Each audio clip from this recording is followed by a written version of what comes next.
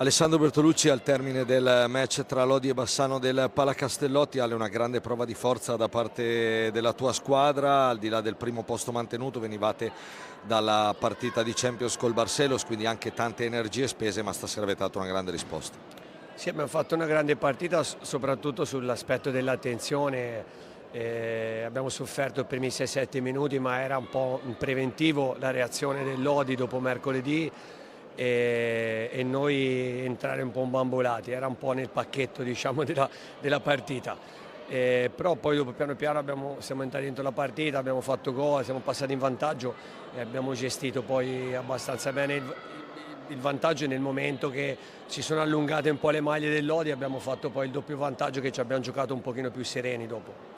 Tra l'altro sentivo anche nelle varie interviste delle partite che avete giocato sin qui in stagione sottolineare spesso la fatica magari a concretizzare sulla mole di occasioni che create. Stasera, avendo fuori anche quello che era il vostro miglior marcatore, che è Gerard Riba, avete dato anche da quel punto di vista lì una risposta importante, un passo avanti che credo ti soddisfi.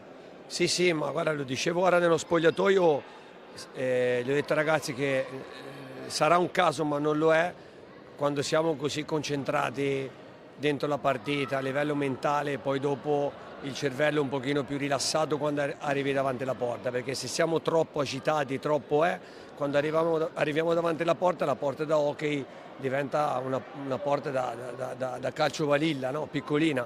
Stasera abbiamo fatto un'ottima prestazione di squadra, soprattutto sull'aspetto del sacrificio. Poi è chiaro, abbiamo un grande portiere che nel momento magari del bisogno, della punizione di prima di rigore, ti para quelle pallette lì, però insomma penso che sia stata una prova di grande maturità del Bassano stasera.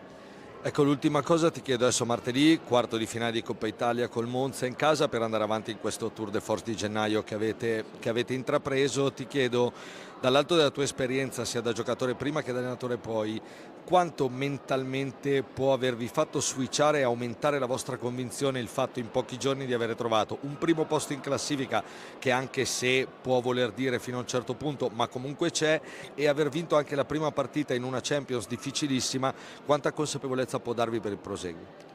Ma sai, sono partite importantissime queste qui per una situazione di classifica, ma soprattutto il lato della convinzione, no? Che noi allenatori, io credo che arriviamo a un certo punto della stagione che si diventa più psicologi che allenatori di pista, no? Sono state partite che ci hanno fatto, insomma, un'iniezione di vitamina, ok? Stasera abbiamo avuto anche un pochino, grazie alla partita di giovedì, quella testa alta nell'affrontare determinate situazioni lungo la balaustra, che magari in altre partite avevamo la testa bassa, un po' troppo agitati, no? I risultati aiutano, è chiaro che parte tutto dagli allenamenti e tante cose, però poi dopo i risultati danno una mano alla serenità del giocatore e prendere la consapevolezza di dire ok, ce la posso anche fare.